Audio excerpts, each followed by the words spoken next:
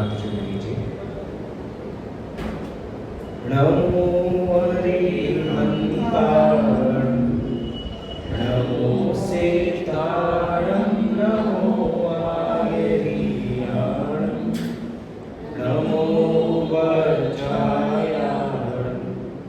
नमो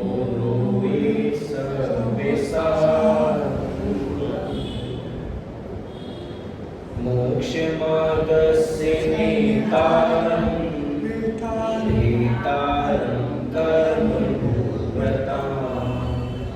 ज्ञातारं विश्वकर्माणां वन्दे तद्गुणलहरे वन्दे तद्गुणलहरे।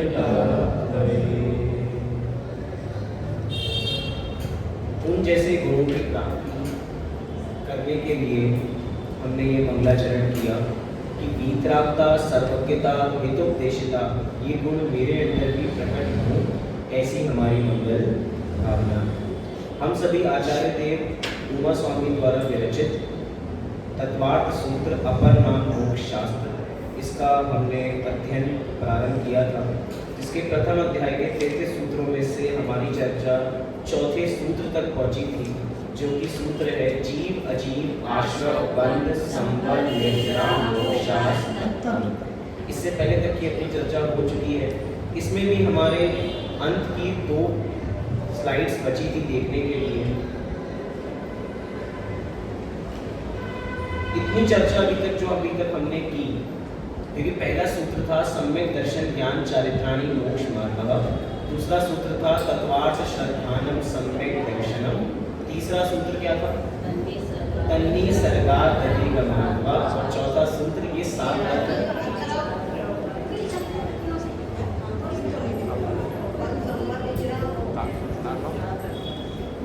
और अपना अगला सूत्र क्या है? ये नाम स्थापना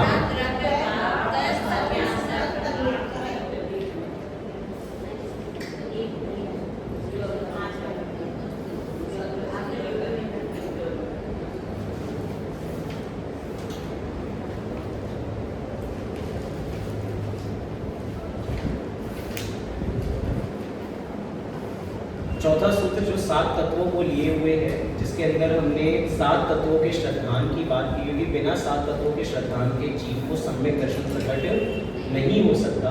अब प्रश्न ये है कि ये तत्व 7 ही क्यों है? आप लोगों को होमवर्क दिया था कि सोच के आना है कि 7 ही क्यों है। हो सकता 8 क्यों ना हो, और कम क्यों नहीं कर सकते, 6 क्यों नहीं कर सकते?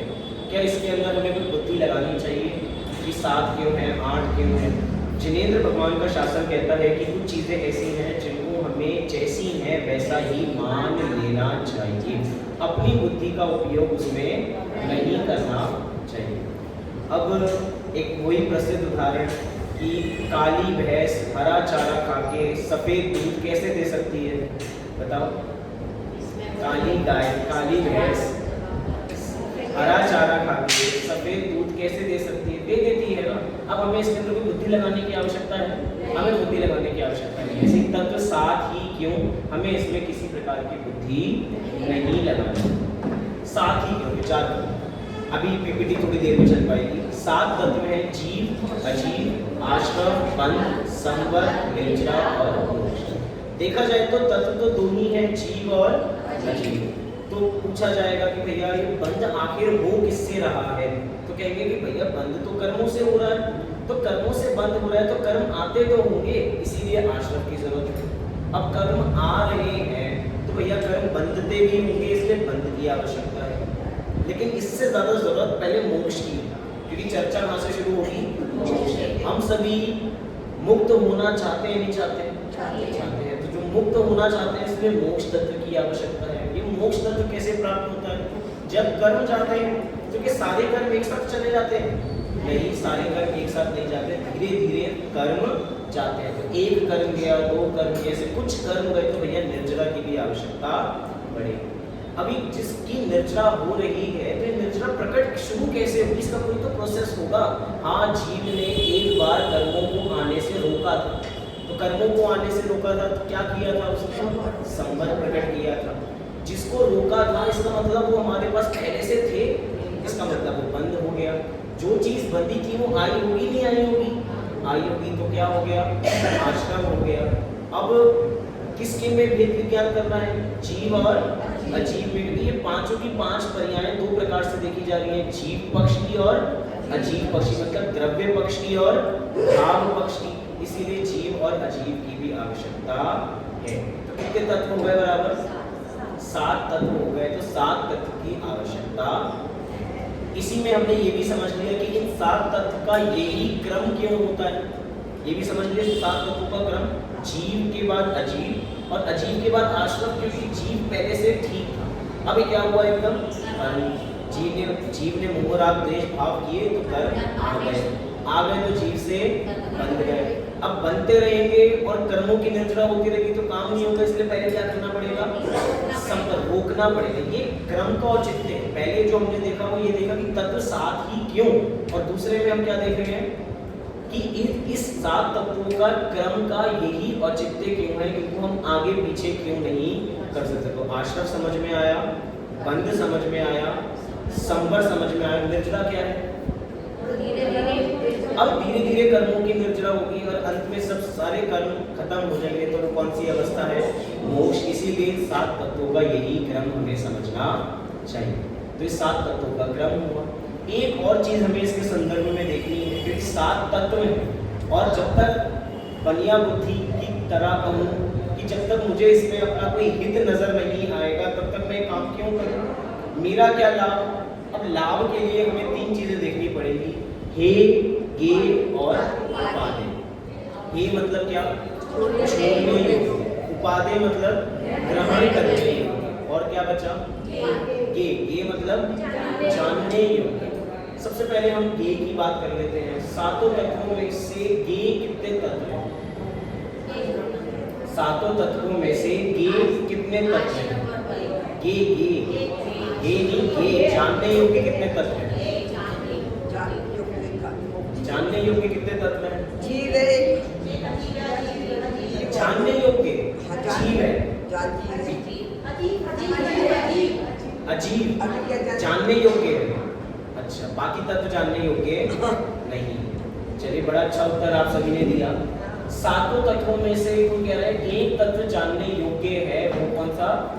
अजीब। अरे भैया, जानने योग्य तत्व तो 7 के 7 है। अच्छा, अगर जानने योग्य नहीं होते तो हम अभी क्या कर रहे हैं? अभी हमने 7 तत्वों को जाना या नहीं जाना? जाना। इसका मतलब कि तत्व तो 7 के 7 जानने योग्य हैं। एक भी ऐसा तत्व नहीं है जिसको हम छोड़ सके। क्यों नहीं छोड़ सकते? अरे भैया, वस्तु में एक सामान्य गुण है जिसका नाम है प्रमेयत्व गुण। जिस शक्ति के कारण वस्तु किसी न किसी के ज्ञान का विषय अवश्य हो, उसे क्या कहते हैं? उसे प्रमेयत्व गुण कहते हैं। तो 7 के 7 तत्व। अच्छा, बुरा कौन सा है? कोई बुरा है 7 में से? 7 में से कोई बुरा है? जानने योग्य की अपेक्षा विचार क्या जी? जानने योग्य, जानते उसमें राग द्वेष करना वो बात नहीं चल रही है। लेकिन 7 के 7 सूरज अपना प्रकाश किस पर देता है? अच्छे अच्छे घरों पर देता होगा, जो छोटे झोपड़पट्टी है उन पे नहीं देता होगा, वो सब पे देता है। इसका मतलब प्रकाश कैसा है? प्रकाश सब पर आता है। इसका मतलब प्रकाश किसी प्रकार का कोई भेद नहीं करता। भेद नहीं करता इसका मतलब उसको राग द्वेष नहीं है। तो भैया, जानने योग्य तो तत्व कितने हैं? 7 के 7 ही हैं।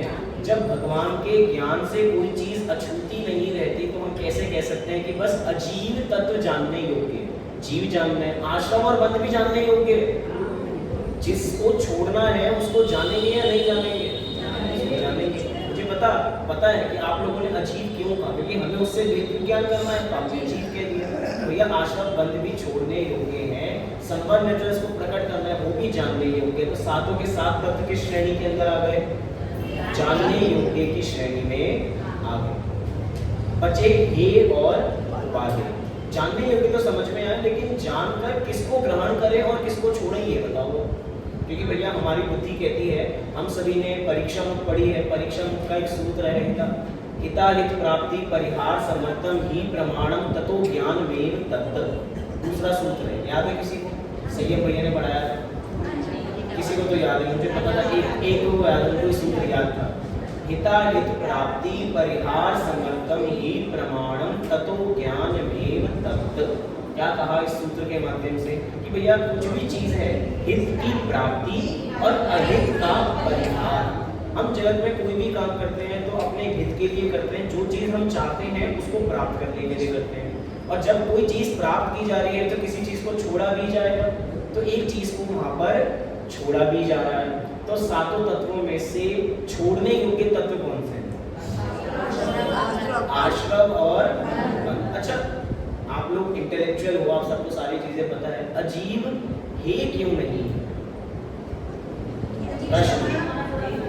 अजीब वही कक्षा की तरह जिसको आता हो वो हैंड रेज करे। क्या प्रश्न है? अजीब, आश्रम और बंध तो पूरे हैं, तो हमने उसको किस कैटेगरी में रख दिया? हे की कैटेगरी में रख दिया। तो अजीब भी तो छोड़ने योग्य है, अजीब को हे की कैटेगरी में क्यों नहीं रखा? हमें वेद विज्ञान करके मोक्ष की ओर ले रहा है। क्या जी? अजीब ही वेद विज्ञान करके मोक्ष की ओर लेके जाए। शरीर आदि को कैसे छोड़ेंगे? ये तो जान के बस जानना है, तो जान ही पाएंगे। जान ही पाएंगे, छोड़ेंगे कैसे? चलिए, मतलब कुछ कुछ उत्तर मिले मुझे। अरे थोड़ा और विचार कीजिए, जिसको आज तक हमने ग्रहण किया ही नहीं उसको छोड़ेंगे कैसे? अजीब के संबंध में ये विचार करो कि जिसको आज तक, क्योंकि आप देखोगे जिसको जीव के मोह आश्रम और बंध के अंदर भाव पक्ष देखोगे तो जीव का मोह राग द्वेष, उस मोह राग द्वेष को वो हमारा ही है। वो मोह राग द्वेष किसका है? हमारा ही है। तो जो चीज हमारी है उसको तो हम ये कहेंगे कि हमें चीज छोड़नी है बुरी। लेकिन जब मैं अजीब के बारे में बात करता हूँ तो अजीब और मेरे में एक क्षेत्र अभाव का संबंध है कि एक क्षेत्र में तो है, लेकिन एक क्षेत्र में रहने के बावजूद भी कभी आपस में एक नहीं हुए। लेकिन मोह राग द्वेष में एक क्षेत्र अभाव का संबंध है क्या? मोह राग द्वेष में एक क्षेत्र अभाव का संबंध है? उसमें एक क्षेत्र अभाव का संबंध नहीं है, क्योंकि मोह राग द्वेष भाव तो जीव के ही है, उस जीव के ही है। इसीलिए अजीब को हे की कैटेगरी में नहीं रखा, अजीब को किस कैटेगरी में रखा? हे में रखा कि अजीब जानने योग्य है, छोड़ने योग्य नहीं। ये बात क्लियर हुई? हाँ जी कि ना जी? आश्रम और बंध को हमें पता है कि भैया जो कर्म है मोह राग द्वेष के भाव में छोड़ने योग्य है, तो हमें उस चीज को छोड़ना है, बुरे हैं, तो हमने किस कैटेगरी में रख दिया? ये भी रख दिया। अच्छा, उपादेय कितने तत्व? उपादेय कितने तत्व हैं? उपादेय मतलब क्या है? ग्रहण करने योग्य। तो उपादेय कितने तत्व हैं? चार। कौन कौन से?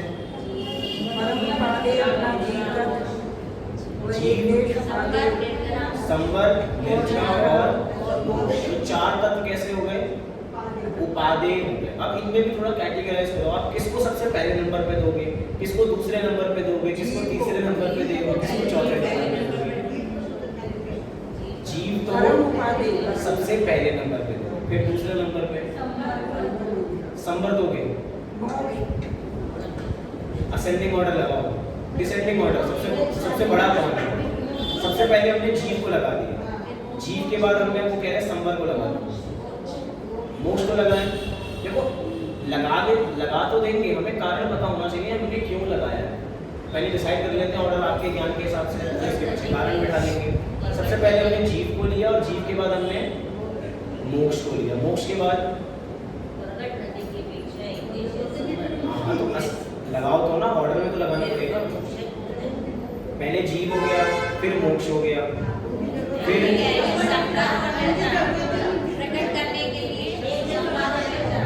देखिए वापसी।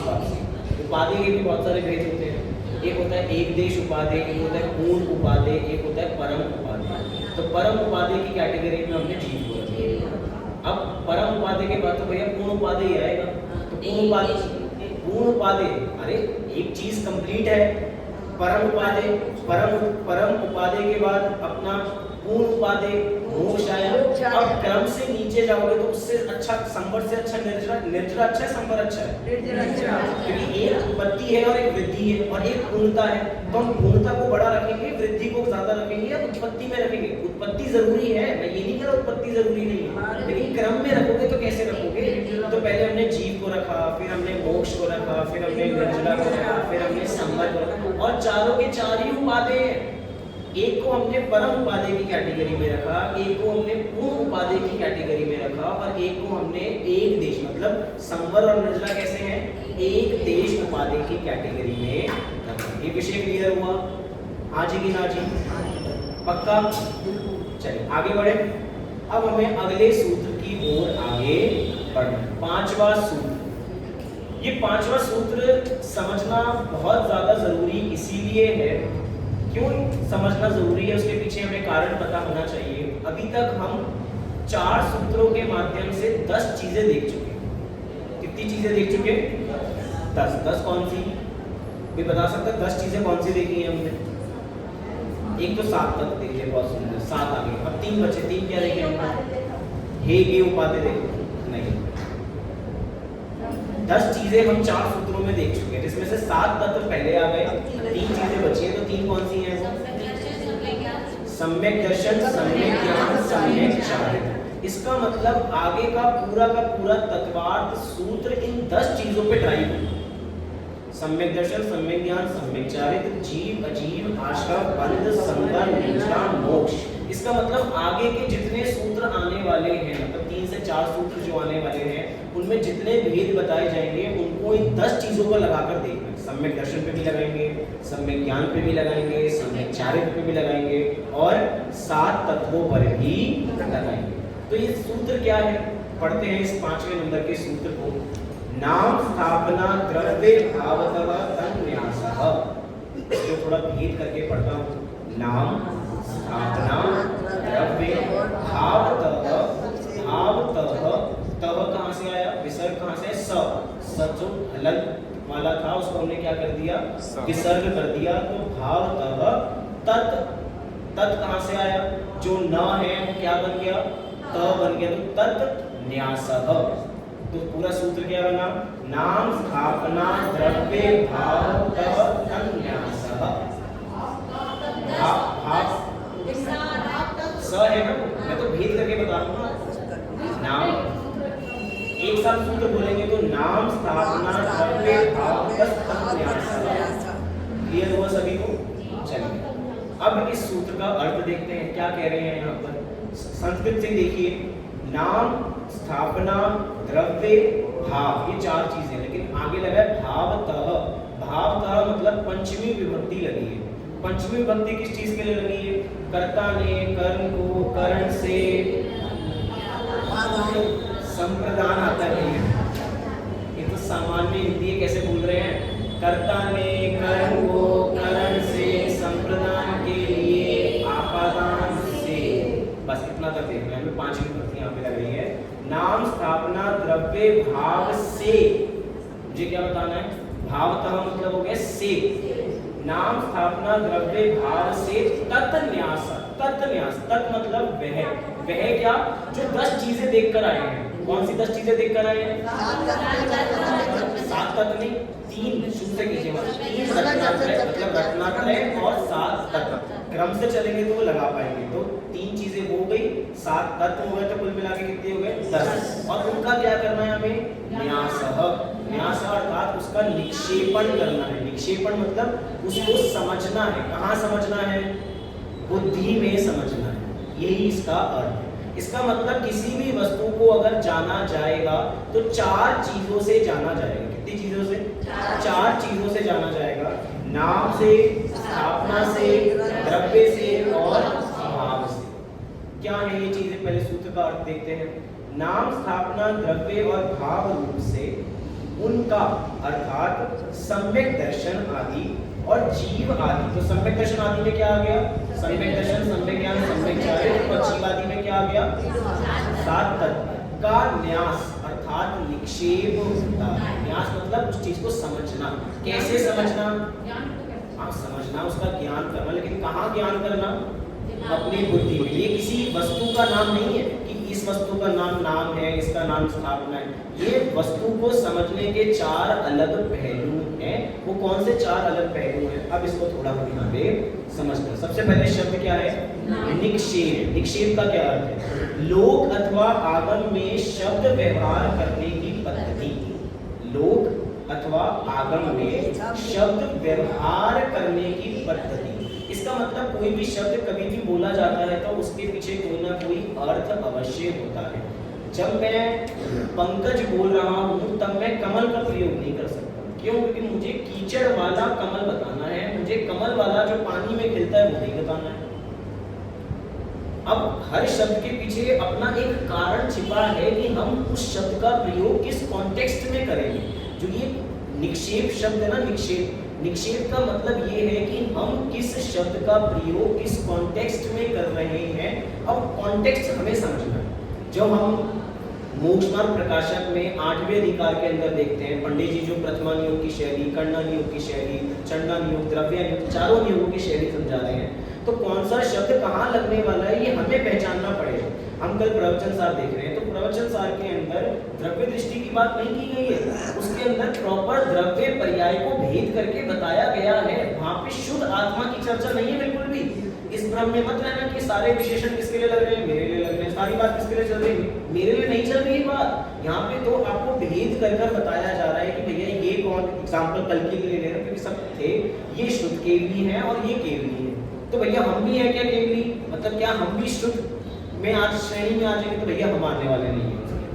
मैं ये कह रहा हूँ कि जो शब्द जिस कॉन्टेक्स्ट में लगेगा वो कॉन्टेक्स्ट पकड़ में आना चाहिए। कई बार ऐसा होता है कि 4 लोग आपस में बात कर रहे होते हैं, बीच में 5वां आदमी बीच में बात में घुसिया चलाता है। उसको कहते हैं, वो बीच बात में घुसना चाहता है, उसको कहते हैं भैया तुझे पहले की बात पता है?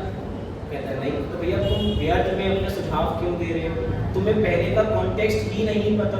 अब कौन सा शब्द किस कॉन्टेक्स्ट में प्रयोग किया जाएगा ये कौन सिखाता है हमें? निक्षेप सिखाता है। 4 तरीकों से सिखाएगा, नाम से, स्थापना से, द्रव्य से और भाव से। तो लोक अथवा आगम में शब्द व्यवहार करने की पद्धति को निक्षेप कहते हैं। इसका प्रयोजन क्या है? अप्रकृत का निराकरण करने के लिए और प्रकृत का प्ररूपण करने के लिए। ये प्रकृत और अप्रकृत क्या है? जिसका कॉन्टेक्स्ट नहीं है वो अप्रकृत हो गया, जिसका कॉन्टेक्स्ट है वो क्या? प्रकृत हो गया। चलिए आज अभी तत्वार्थ सूत्र के अंदर हम सभी महावीर पुराण पढ़ने वाले हैं। क्या पढ़ने वाले हैं?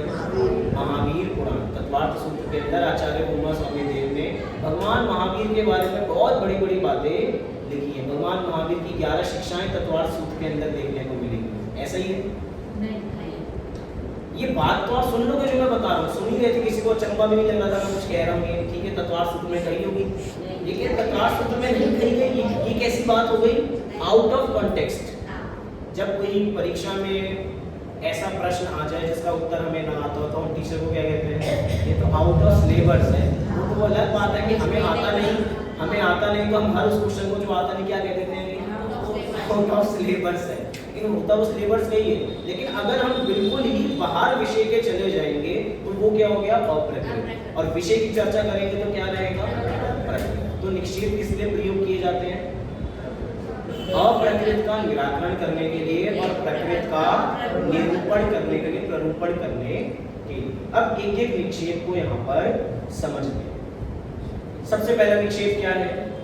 नाम। अब देखिए यहाँ पे चारों की परिभाषाएं हैं, लेकिन आपको चारों की परिभाषाएं नहीं पढ़नी। एक एक की परिभाषा अपने अपने समय पे समझेंगे। अगर आप एक साथ पूरे बोर्ड का पढ़ लेंगे तो मजा नहीं आएगा।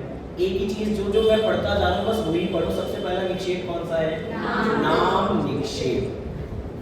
नाम निक्षेप क्या लिखा है? जिस पदार्थ में जो गुण नहीं उसको उस नाम से कहना, ये नाम निक्षेप। वस्तु व्यवस्था ऐसे ही चलती है। वस्तु व्यवस्था कि जिसके अंदर जो गुण नहीं है उसको उस नाम से कहना। अब एग्जाम्पल के लिए मेरा नाम क्या है? संभव। तो क्या मेरे लिए हर काम संभव है? तब भी मेरा नाम क्या है? संभव। तो ये क्या हो गया? नाम निक्षेप। कि नाम से मतलब नाम निक्षेप से मेरा नाम संभव है। इसका मतलब ये नहीं कि मेरे हर काम कैसे होंगे? संभव ही होंगे। नहीं, मैं करूंगा, सारे संभव करने की कोशिश करूंगा, लेकिन वही बात। अभी हर व्यक्ति के हर माँ अपने बच्चे को कहती है मेरा बच्चा तो शेर पुत्र है। क्या है? और छिपली से उतरता है तो वो कैसा शेर पुत्र है, लेकिन तब भी उसका नाम क्या है? शेर पुत्र है। कोई धनवान नहीं है तो भी उसका नाम क्या है? सेठ करोड़ी मत ले लीजिए, भैया करोड़ पैसे हैं उसके पास। इसका मतलब कि उसमें वैसे गुण हो या नहीं हो तो भी, पहले के टाइम में हम जब पाठमालाएं पढ़ते थे तो उसके अंदर ऐसे नाम है ज्ञान चंद, तो कहते हैं भैया तेरे में ज्ञान है क्या? नहीं, ज्ञान तो नहीं है, लेकिन पिताजी ने क्या नाम रखा है? ज्ञानचंद नाम रखा है। पहले के समय में नाम देखिए कितने अजीब होते थे, आज के समय में रख दिए जाए। पहले का केला देवी, नाम क्या है? केला देवी, इमरती, बर्फी, मतलब मुंह में पानी ही आ जाए। लेकिन क्या उसमें वैसे गुण है? उनमें वैसे गुण नहीं है, तो भी ऐसे नाम रखे जाते हैं। इसका सेंस क्या है रखने का? कि भैया नाम निक्षेप है, लोक व्यवहार करने के लिए कोई नाम तो रखना पड़ेगा। अब वो नाम रखा है, उसके अंदर वैसे गुण मत तलाशना। अगर वैसे गुण तलाशोगे तो वैसे उसमें गुण मिलने वाले नहीं है। तो नाम निक्षेप क्या कह रहा है? जिस पदार्थ में जो गुण नहीं स्पेशली उसका वो नाम रखना, वो क्या है? नाम निक्षेप है। क्लियर हुआ? आप ये विषय थोड़ा बहुत जानते हैं, इसलिए मैं इतना डिटेल में नहीं जा रहा हूँ, लेकिन देने के लिए सैकड़ों एग्जाम्पल बन सकते हैं। अगला क्या है? अभी हम जिस सामान्य अपेक्षा से जान रहे हैं वो आगे जानेंगे, जब अभी आगे देखेंगे तब और विशेषता आएगी। अगला क्या है? स्थापना। स्थापना में क्या लिखा? वह यह है इस प्रकार बुद्धि से अभेद करना। यह वह है स्थापना। स्थापना मतलब कि पदार्थ वहां हो या नहीं हो, लेकिन अगर हमने पदार्थ को वहां मान लिया, इसका मतलब पदार्थ वहीं पर है। जैसे कि भैया हमारा यहाँ पंच कल्याणक हुआ, तो पंच कल्याणक में किसका पंच कल्याणक हुआ था? आदिनाथ पंच कल्याणक, आदिनाथ जिनबिंब पंच कल्याणक महोत्सव। तो आदिनाथ भगवान अभी यहीं पे थे ना थोड़े समय पहले। आदिनाथ भगवान तो भैया चौथे काल में थे, चौथे काल के शुरुआत में, तीसरे काल में वही अपेक्षा समझनी है, मैं वो बात नहीं। वो तो चौथे काल के मतलब पहले तीर्थंकर थे वो तो क्या इस समय थे तो भी हमने पंच कल्याणक किसका किया? आदिनाथ भगवान का हमने पंच कल्याणक किया। तो कैसे करिए जब आदिनाथ भगवान थे? स्थापना निक्षेप से किया। उनकी मूर्ति तो थी, तो उनकी मूर्ति तो पहले भी थी जब प्रतिष्ठित नहीं थी। जब प्रतिष्ठित नहीं थी तब उसमें स्थापना नहीं थी, लेकिन जब उसके अंदर मंत्र का क्षेपण कर दिया गया, उसमें मंत्र उच्चारित द्वारा उसको शुद्ध कर दिया गया, उसके अगले दिन, अभी तक हम उसको पूजते नहीं थे और अगले दिन से हमने क्या करना शुरू कर दिया? करना शुरू कर दिया। इसका मतलब हमने उसमें उस चीज की स्थापना कर दी। जहाँ पे भगवान विराजमान होते हैं उस जगह को क्या कहा जाता है? समम शरण। क्या कहा जाता है? समम शरण। तो हम सभी कहाँ बैठे हैं? हम सभी कहाँ बैठे हैं? समम शरण। तो क्या ये समम शरण है? नहीं, लेकिन जब भगवान की प्रतिष्ठा हुई तो जहाँ भगवान बैठते हैं उस स्थान को समम शरण कहते हैं। तो जिन मंदिर को भी क्या कहते हैं? समम शरण कहते हैं। इसका मतलब इसके अंदर भी वैसी स्थापना कर दी गई। अब स्थापना भी दो प्रकार की होती है, एक सदृश और एक असदृश। एक सदृश स्थापना और एक असदृश स्थापना, जिसको दूसरे शब्दों में कहा जाता है तदाकार स्थापना और अतदाकार स्थापना। ये क्या होती है? तदाकार स्थापना और तदाकार स्थापना, जिसको मैंने सदृश और असदृश के नाम से कहा। सदृश मतलब समान और असदृश मतलब असमान, जो उसके जैसा नहीं हो, जो जिसके जैसा हो वैसी उसमें स्थापना करना। भगवान आदिनाथ की कितनी हाइट थी? 500 धनुष। तो देखा जाए तो तदृश स्थापना तो वो होनी चाहिए कि हम 500 धनुष की प्रतिमा विराजमान करें, लेकिन सदृश स्थापना, जिसको तदाकार स्थापना कहा जा रहा है, उससे ये मतलब समझना बस कि जैसे भगवान थे, जैसे भगवान की मुद्रा थी, वैसे हमने उनको विराजमान कर दिया। अब इसका मतलब क्या हो गया? इसी का मतलब तदाकार, कि भैया भगवान की भी 2 आंखें थी, 2 कान थे, 1 नाक थी, वो भी नग्न है, ये भी नग्न है। उनके शरीर मतलब उनकी दृष्टि भी नासार्ग दृष्टि थी। इस मूर्ति की दृष्टि भी कैसी है? नासार्ग दृष्टि है। और बड़ी बात, आप बलबीर नगर के मंदिर में जाओ, त्रिकाल चौबीसी, तो वहाँ पे अलग अलग रंग की प्रतिमाएं हैं। वो अलग अलग रंग की क्यों है प्रतिमाएं? कि भैया उनका जो वर्ण था उसी वर्ण की वो प्रतिमाएं हैं। तो ये हो गया सदृश, जिसको इसको तदाकार, तद आकार, उसका आकार, किसका आकार, जिसकी स्थापना जिसमें की जा रही है उसका आकार वैसा ही स्थापित करना, इसको क्या कहा जाता है, तदाकार स्थापना। अब तदाकार स्थापना की सबसे बड़ी विशेषता ये है कि वस्तु को वैसा ही माना जाता है जैसी वस्तु वास्तव में है। नाम निक्षेप के अंदर उसके साथ वैसा व्यवहार नहीं किया जाएगा। नाम निक्षेप से कोई अपना नाम महावीर रखे तो कल से हम उसको अर्घ नहीं चढ़ाएंगे, लेकिन स्थापना से अगर किसी का नाम महावीर है, बहुत ध्यान से सुनना, अगर किसी का स्थापना निक्षेप से नाम महावीर है, महावीर मतलब वो भगवान महावीर, तो हमें अर्घ चढ़ाना पड़ेगा। इसका मतलब कि उसके अंदर वैसी गुणों की प्रवृत्ति भी हमें करनी पड़ेगी। जैसा हम व्यवहार अपन लोगों के साथ करते हैं, क्या वैसा जिन प्रतिमा के साथ करते हैं? नहीं करते। जिन प्रतिमा के साथ अलग व्यवहार क्यों किया जाता है? क्योंकि भैया वो भगवान है, वो तीन, हम कह रहे हैं भैया ये जो ऊपर है तीन लोग के नाम है, और हम भी आई है, ये भी आई है, तो भी कितना व्यवहार में अंतर है। व्यवहार में अंतर कैसे पड़ा? क्योंकि अब हमने इनको क्या माना है, हमने इनको भगवान माना है।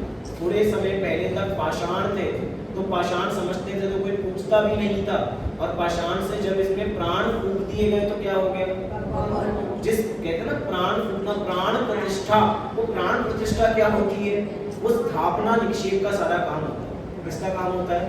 स्थापना निक्षेप का। समोषण सबसे मतलब पंच कल्याणक सबसे बड़ा उदाहरण है स्थापना निक्षेप का, वो भी तदाकार। अब अतदाकार स्थापना की थोड़ी बात कर लेते हैं। अतदाकार, जिसको असदृश कह रहे हैं कि उसमें वैसा आकार नहीं है लेकिन उसको वैसा मानना, जैसे कि शतरंज, चेस। हम सब चेस देखें तो भैया चेस में कैसा होता है, एक हाथी है, एक घोड़ा है, एक प्यादा है, एक राजा है, एक रानी है, पूरी उनकी फौज है। अब वो जो पूरी फौज है, क्या वो हाथी जैसा लगता है आपको? तो भी ये क्या है, हाथी। हाथी कैसा चलता है? सीधा चलता है। ऊंट कैसा है? वहाँ पे ऊंट भी बैठाया जाएगा, तो ऊंट क्या ऊंट जैसा दिखता है? ऊंट जैसा नहीं दिखता, तो भी क्या है, ये ऊंट है। तो उसमें वैसा उसका आकार नहीं है, लेकिन आकार ना होते हुए भी उसको उस नाम से कहना और उसके वैसे गुण मानना। आप देखोगे कि भैया ऊंट कैसा चलता है, ऊंट चेस में कैसा चलता है? सीधा चलता है, तिरछा चलता है। आप कभी ऊंट की चाल देखो, ऊंट जब अपने कदम रखता है तो सीधे कदम नहीं रखता। ऊंट भी कदम कैसे, चाहे वो चल सीधा रहा होगा, दिखाई चलने में वो सीधा, लेकिन उसके कदम कैसे रखे जाते हैं? टेढ़े, क्योंकि भैया बड़ी बड़ी टांगे हैं उसकी, बड़ी बड़ी टांगे हैं तो कैसे कदम रख रहा है वो? टेढ़े कदम रख रहा है। इसकी वजह से चाहे उस गोटी का वैसा आकार नहीं है तो भी क्या है। हम कैरम खेलते हैं तो भैया कैरम में हमें क्या निकालनी है, क्वीन निकालनी है, रानी निकालनी है, तो वो रानी है, वो गुलाबी रंग की जो गोटी है वो क्या रानी है, लेकिन सब उस रानी के पीछे भागने की हमें रानी निकालनी है, हमें उसका कवर भी निकालना है। अब ये क्या हो गया, अतदाकार स्थापना। क्या हो गया ये, अतदाकार स्थापना। थोड़े और उदाहरण देता हूँ तदाकार स्थापना और अतदाकार स्थापना के। जैसे कि हमने कोई भी चित्र बनाया रैंडमली, जैसे मेरी ड्राइंग बड़ी बेकार है, तो मैंने क्या कहा कि भैया ये सम्यक दर्शन है, देखो यहीं पे जहाँ दिखा रहा हूँ वहाँ देखो, मेरे पे मत देखो, यहाँ देखो, ये तदाकार, ये सम्यक दर्शन है, ये सम्यक ज्ञान है और ये सम्यक चारित्र है। तो ये क्या हो गया, अतदाकार स्थापना। हम रोज सुबह माला जपते हैं, माला जपने के अंदर शुरू के 3 मोती क्या हैं, सम्यक दर्शन, सम्यक ज्ञान, सम्यक चारित्र। तो वो अतदाकार स्थापना क्या हो गई, वो अतदाकार स्थापना। मंदिर जी के अंदर जब विधान होता है तो विधान के अंदर कहते हैं कि भैया जब रत्नात्रय विधान चल रहा है और पंडित जी कह रहे हैं कि भैया जहाँ सम्यक दर्शन है वहीं पे कलश रखना है, तो क्या कह रहे हैं भैया सम्यक दर्शन पे कलश रखना, तुम सम्यक ज्ञान पे रखना और तुम सम्यक चारित्र पे रखना, सम्यक दर्शन वाले सम्यक ज्ञान पे मत रखना। इसका मतलब क्या है, क्या जो स्थान है मांडला में वो सम्यक दर्शन नहीं, तो भी हमने उसको कैसा उसका माना और उसमें वैसे ही स्थापना हमने कर दी कि ये चीज क्या है, ये सम्यक दर्शन है, ये सम्यक ज्ञान है, ये सम्यक चारित्र है। तो ये स्थापना कैसी हो गई, और तदाकार स्थापना। तदाकार स्थापना समझ में आ गया और तदाकार स्थापना समझ में आ गया। तो अंतर यही है कि जिसके अंदर वैसे गुणों की प्रवृत्ति भी देखी जाए, नाम के अंदर गुण नहीं थे, लेकिन स्थापना के अंदर वैसे गुणों की प्रवृत्ति भी, मतलब वैसे गुणों जैसा वैसा व्यवहार भी किया जाए, वो क्या कौन सा हो गया? स्थापना निक्षेप। अगला क्या है? द्रव्य। जो गुणों को प्राप्त हुआ था अथवा गुणों को प्राप्त होगा, इसका मतलब जो भूतकाल की और जो भविष्य काल की बात कर रहा हूं, लेकिन उसमें वैसे गुण नहीं है, लेकिन होने की उम्मीद है कि वैसे गुण उसके अंदर होंगे। बहुत ध्यान से विचार करना, जो बच्चा डॉक्टर की पढ़ाई कर रहा है उसको तो डॉक्टर कहेंगे हम द्रव्य निक्षेप से, लेकिन जो डॉक्टर की पढ़ाई ही नहीं कर रहा हो उसको हम डॉक्टर नहीं कह सकते। हम कहेंगे नहीं हो सकता है वो बन जाए कभी, जब वो वैसा प्रवृत्त हो ही नहीं रहा है, इसका मतलब वो डॉक्टर बनेगा ही नहीं, तो उसको हम द्रव्य निक्षेप से डॉक्टर भी नहीं कह सकते। चाहे द्रव्य ने कैसा बिहेव कर रहा है, फ्यूचर में बिहेव कर रहा है कि आगे जाकर होगा, लेकिन आगे जाके वो होगा जो पहले उसमें प्रवृत्त होगा। जिसने भैया पहले ही फील्ड आर्ट्स की ले ली है, क्या वो डॉक्टर बन सकता है? अब वो इसके दरवाजे को तो डॉक्टर नहीं कहेंगे, बात ही नहीं चल रही है क्या? पढ़ते मैं द्रव्य निक्षेप में क्या समझाना चाहता हूँ, जो आगे बनने वाले हैं, जो उसमें प्रवृत्त हैं, उनके लिए ही द्रव्य निक्षेप से उनको डॉक्टर कहा जाएगा। जैसे कि भैया एक पिताजी की दुकान है, तो भैया उनको क्या लगता है कि मेरा बेटा कहाँ बैठेगा?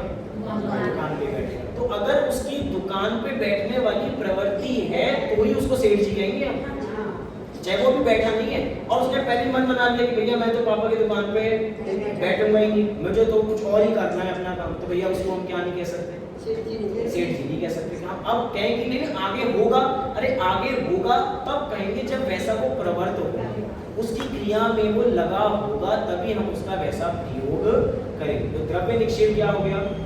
जो गुणों को प्राप्त हुआ था, मैंने भविष्य के एग्जांपल दिया, भूतकाल का ले लीजिए, जो रिटायर हो गए हैं उस काम से तो भी उनको उसी नाम से जाना जा रहा है, तो ये क्या हो गया? ये भी द्रव्य निक्षेप हो गया।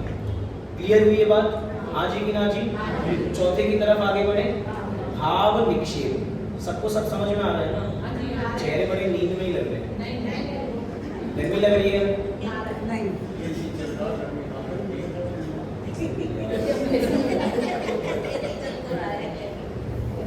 जब से एसी लगा है ना, मैं जब भी गर्मी का पॉइंट बोलूं, एसी तो चल रहा है। अरे एसी चलने में भी गर्मी लगती है। जब ज्ञान की गर्मी होती है ना, जब अपनी बुद्धि चल रही होती है, तब एसी भी काम नहीं आता। इसलिए अभी गर्मी मुझे लग रही है ना, और मुझे तो नहीं पता लग रहा है एसी चल रहा है। अब वापसी विषय पे आओ। भाव निक्षेप क्या है? भाव निक्षेप वर्तमान पर्याय संयुक्त वस्तु को भाव निक्षेप, मतलब उस वस्तु को भाव निक्षेप से कहा जाएगा। पहले वाले के अंदर भूत और भावी पर्यायों को था, यहाँ पे जो पर्याय प्रवृत्त हो चुकी है वो उसमें लीन है, उसके अंदर वो पर्याय, वो जीव मतलब वो वस्तु उस रूप परिणमित हुई है, तो उसको वैसा कहना तो क्या है? भाव निक्षेप है कि जो डॉक्टर बन चुका है उसको डॉक्टर कहना, ये डॉक्टर। तो अब हम कैसे कह पा रहे हैं डॉक्टर है? क्योंकि वो डॉक्टर बन चुका है, और वो डॉक्टर है भी, ये भी नहीं बन चुका है तो उसने छोड़ दिया, वो डॉक्टर है भी, उस पर्याय में वो लीन है अभी, तो हम क्या कहेंगे उसको? भाव निक्षेप से उसको डॉक्टर। संयुक्त मतलब जोड़ना।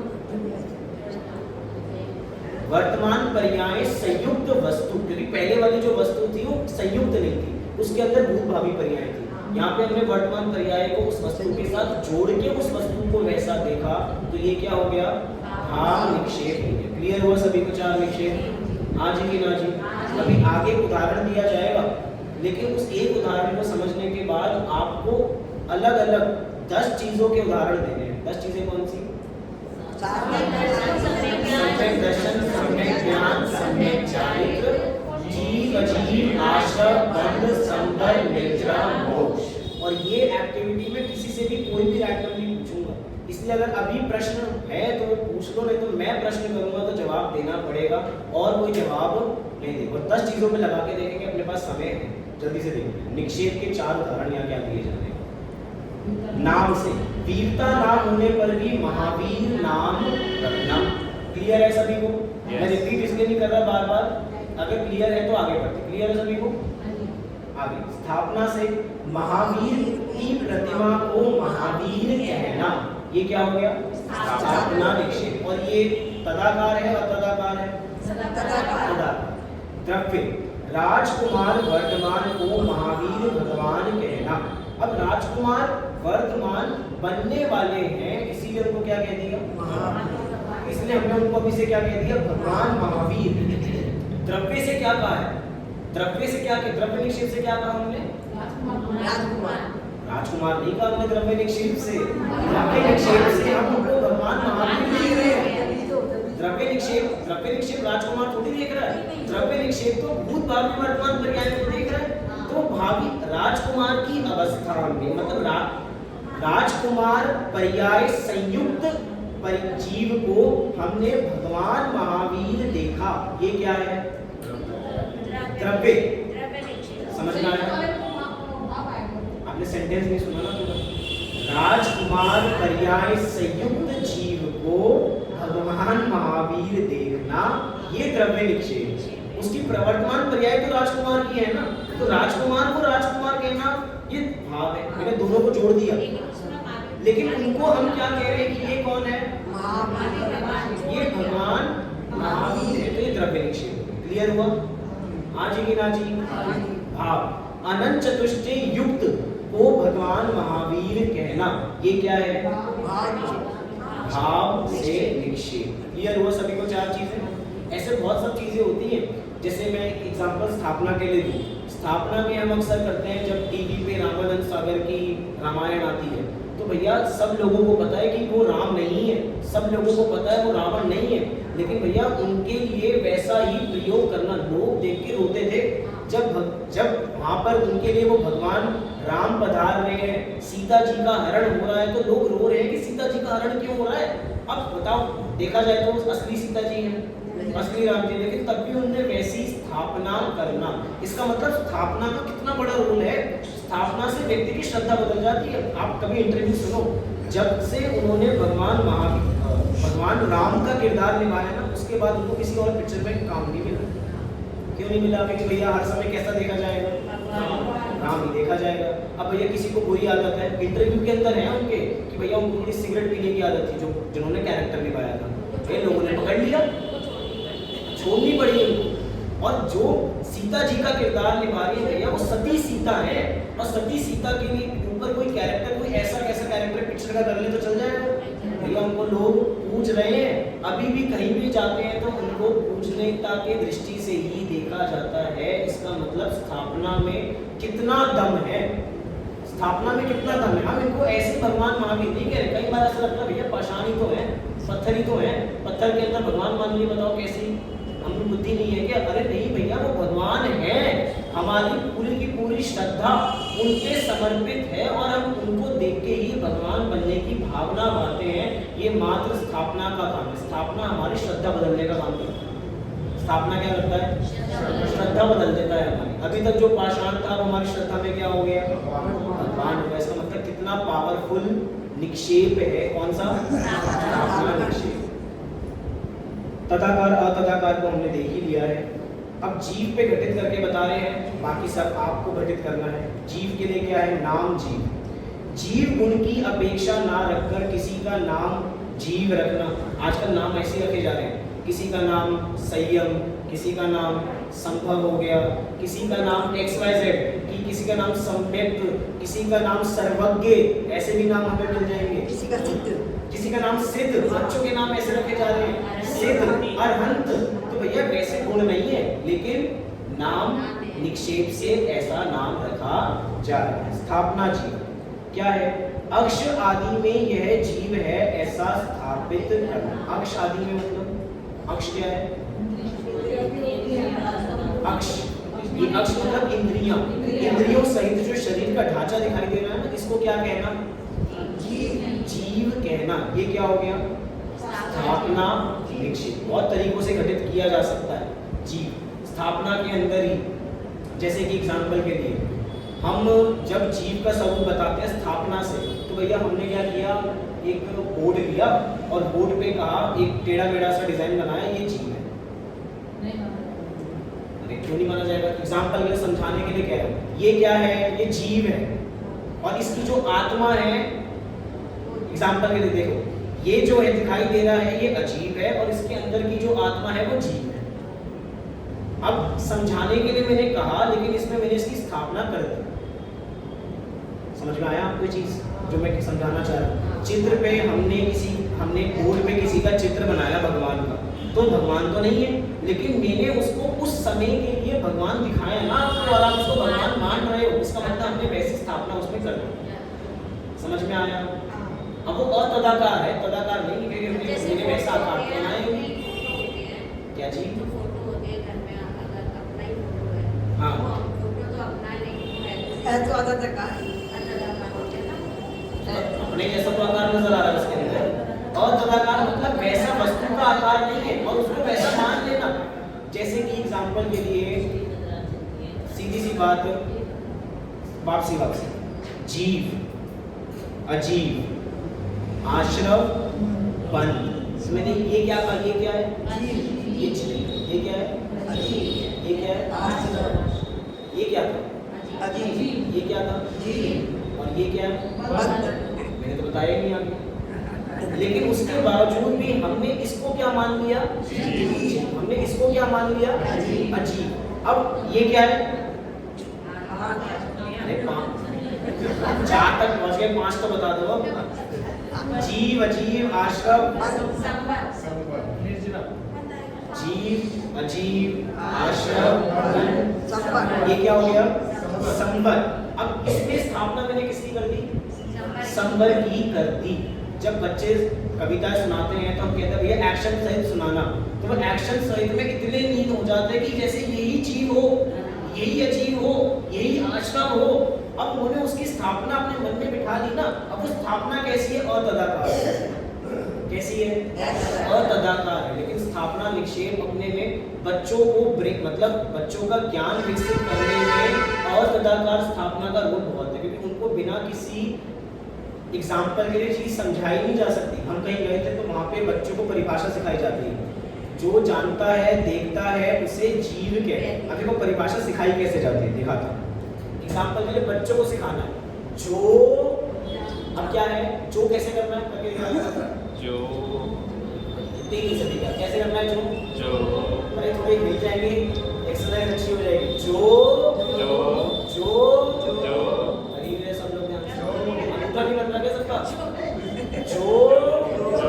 जो जानता है, देखता है, उसे जीव कहते हैं। इस पूरी की पूरी परिभाषा में कहीं पर भी वस्तु स्थिति के अनुसार देखा, भाव निषेध से देखा जाए तो कहीं भी जीव नहीं। ये जो होता है क्या, जो जानता है, ऐसा होता है क्या? लेकिन तो भी उसको वैसा समझाना, तो वैसे ही समझ रहा है, इसका मतलब अतदाकार स्थापना। पूरी की पूरी बच्चों की क्लासेस अतदाकार स्थापना के ऊपर ही चलती है। मैं बताना चाह रहा हूँ स्थापना का कितना बड़ा रोल है। क्लियर हो सभी को? द्रव्य जीव सामान्य की अपेक्षा यह नहीं बनता, परंतु मनुष्य आदि जीव की अपेक्षा यह बन जाता है। क्या कहा? जीव सामान्य की अपेक्षा यह नहीं बनता, परंतु मनुष्य आदि जीव की अपेक्षा बन जाता है। द्रव्य के अंदर क्या था? द्रव्य निक्षेप में भूत और भावी। तो जीव सामान्य, अभी जीव सामान्य लिया, लेकिन उस जीव सामान्य को मनुष्य देखना, उस जीव सामान्य को त्रियंच देखना, उस जीव सामान्य को नारकी देखना कि भैया तुम्हारे ना परिणाम बड़े बुरे हुए, तू तो अभी ही नारकी है। किसी के बहुत लड़ता हो ना, तो कहता भैया तू तो नारकी है जरूर। और बड़ा जो शांत रहता हो, भैया हमारे घर में तो देवता है, हमारे घर में तो देवता का जन्म हुआ है। और वो देवता नहीं है, लेकिन सामान्य दृष्टि से क्या देखेंगे? वो जीव है। लेकिन अब विशेष के अंदर जाए, भूत भावी पर्याय को उठाकर देखें, अलग अलग चीजें नजर आ रही है। भाव जीव, जीवन पर्याय से रहित, जीवन पर्याय से सहित आत्मा भाव जीव है। इसका मतलब जो जानता है, देखता है, सुख दुख का अनुभव करता है, ऐसी पर्याय सहित उसको आत्मा देखना। ये क्या हो गया? भाव से जीव हो गया। चलिए ये तो मेरा काम हो गया पूरा। आगे तो अगले सूत्र की ओर आगे बढ़ जाएंगे हम। एक और है तो मुझे आपसे पूछना है, हो गया जीव। अब कौन अजीव बताएगा? अजीव में 4 चीजें घटित करनी है, नाम, स्थापना, द्रव्य और वाप। बताओ, किसी से पूछो रैंडमली, किसी को भी। सब नजर छुपाओ जल्दी से, क्योंकि मेरी नजर में ना आ जाए। कौन बताएगा? कौन बताएगा? कहाँ सुई घूमेगी? अजीब पीछे नहीं, आप ही अजीब नहीं, किसको बुलाऊं अजीब के लिए? दीदी अजीब, कोशिश करो, गलती तो होगा, कोई दिक्कत की बात हो रही है? मनुष्य का नाम से कर दिया तो या तो मनुष्य अरे भी अजीब पे चल रहा है। अजीब तो है शरीर तो अजीब अजीब आप बताओ। नाम अजीब, नाम अजीब क्या हो? इसको देखो और नाम अजीब बनाओ।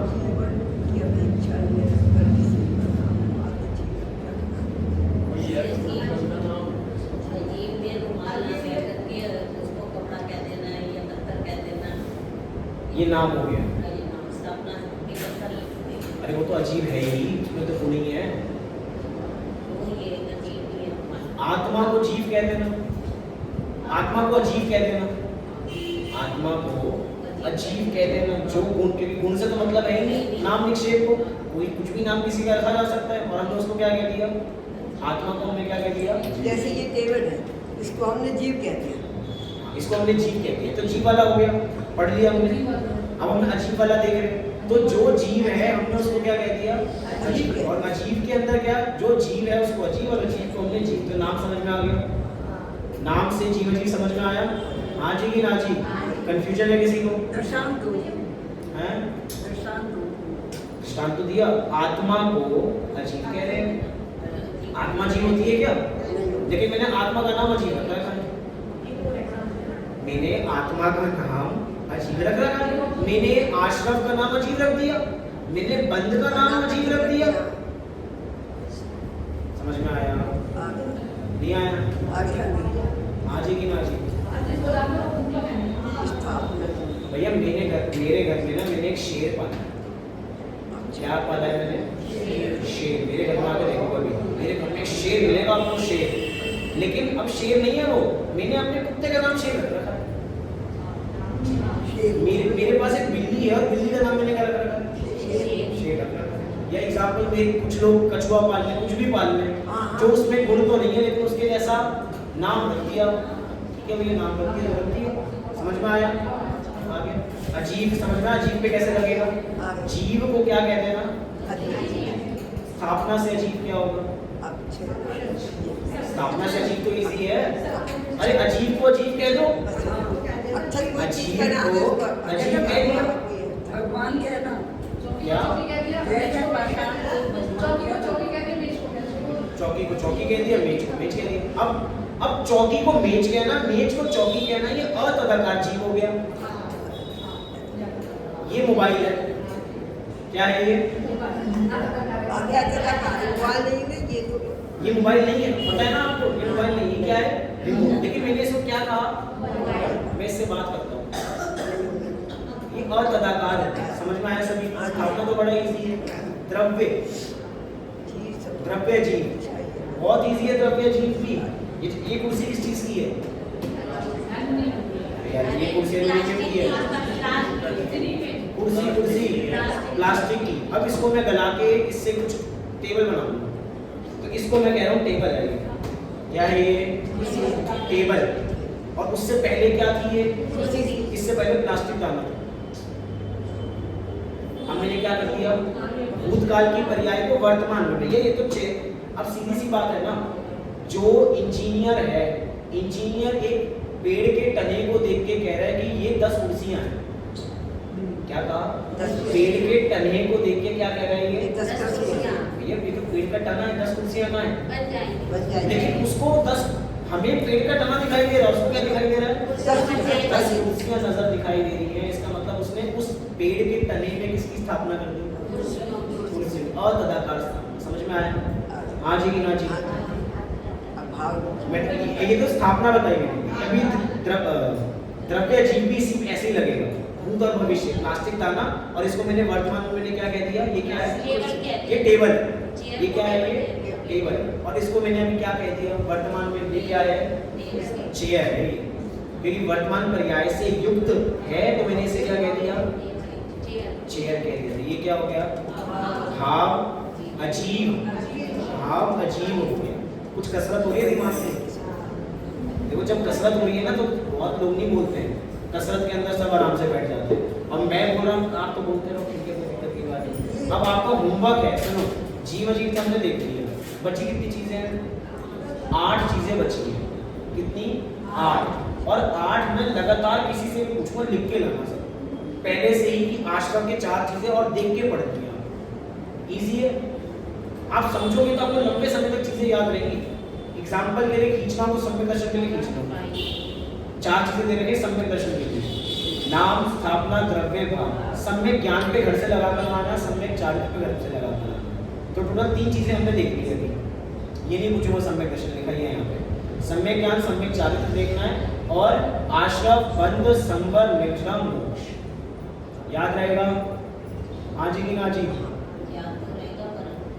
और वास्तव में ये कक्षा सैटरडे को तब तक नहीं चलेगी तब तक आप बताओगे नहीं।